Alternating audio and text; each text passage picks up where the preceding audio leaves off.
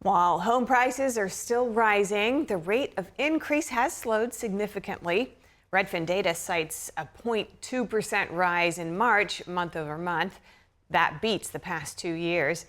Home buyers are back in the market, and buyers may be walking into financial trouble without realizing it.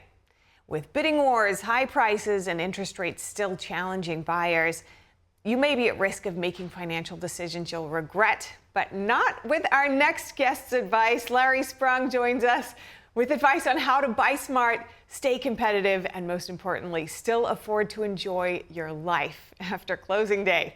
Good to have you with us today, Larry. You're saying that buyers should think beyond what they qualify for and focus on what they can realistically afford while still maintaining their lifestyles and enjoying their lives. That seems like a pipe dream. Tell us more. Yeah, thanks for having me again. And I think what happens is we all get really excited about buying a home, especially if it's our first home or a new location. And many times we go through the process. Hopefully, we're getting pre-approved, so we know roughly what we can afford. But many times that pre-approval, the amount that we're getting pre-approved for, can be far exceeding what we actually should be budgeting for. So just because we're pre-approved for it doesn't mean that that's an accurate amount that we should be spending. So you still have to dive down and make sure that the expenses of the home you're looking at will actually fit in your budget and not just fit the box of what a lender is willing to lend to you. Sounds like taking more control of the numbers, staying in the driver's seat. So how can people stay competitive but still within their means? Yeah, this competitive thing is very interesting. I call it the eBay phenomenon, right? You get into this position where you want something and then you end up bidding it up. And in some cases, there's buyer's remorse maybe in the end. So I think the best way to go about it is to prepare yourself. Understand exactly what you can afford, put a list together of the pros and cons for the specific house and really understand, is this something that you are willing to bid up? Is it something that can actually fit in your budget?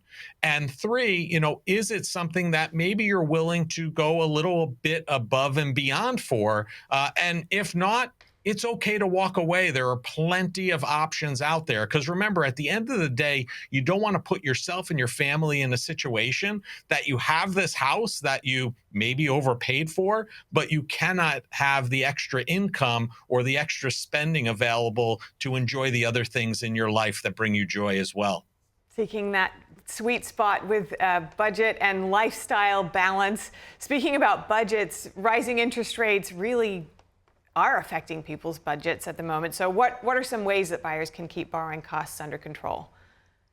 So I think you have to really have an understanding of where we are and, whether it's buying today or a month from now, understanding where interest rates are. Several years ago, it was a no-brainer. You take out a 30-year mortgage with rates as low as they were. It was almost, the only way to go because we probably weren't going to see rates like that for a very long time, if ever again.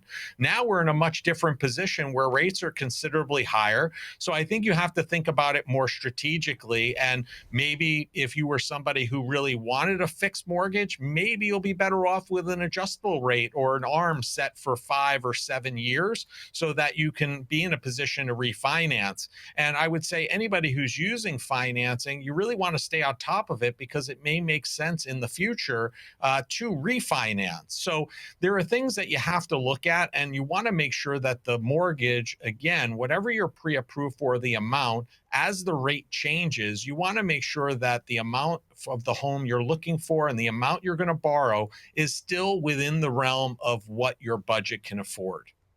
So there's the upfront cost, there's the ongoing shifts in interest rates, but there are also other additional and ongoing costs that people may not really be aware of right at the outset. What are some of those, and how can people accommodate them or plan for them? So you really want to go into a home purchase with a full understanding of what the cost can be. A lot of times we just focus in on the mortgage, what the principal and interest payment's going to be, but you also have to be mindful of real estate taxes, HOA fees if you're in an HOA, upkeep costs. And typically those are the costs that will typically always go up. They're not going to go down. You're not going to see a reduction in your taxes, most likely. You're not going to see a reduction in HOA or insurance or repair costs. So you want to be able to factor in those costs and also factor in an escalation of those costs over time and ensure that they fit into your budget, whether your income is fixed or in a position that you feel your income is going to grow. Make sure it fits with that budget that you have for you and your family. And while there are so many unknowns in this climate that we're currently in, at least having these basics all paired out really does put you much more in control. Thank you so much for your time today. Larry Sprung, Mitlin Financial, great to speak with you. Thank you.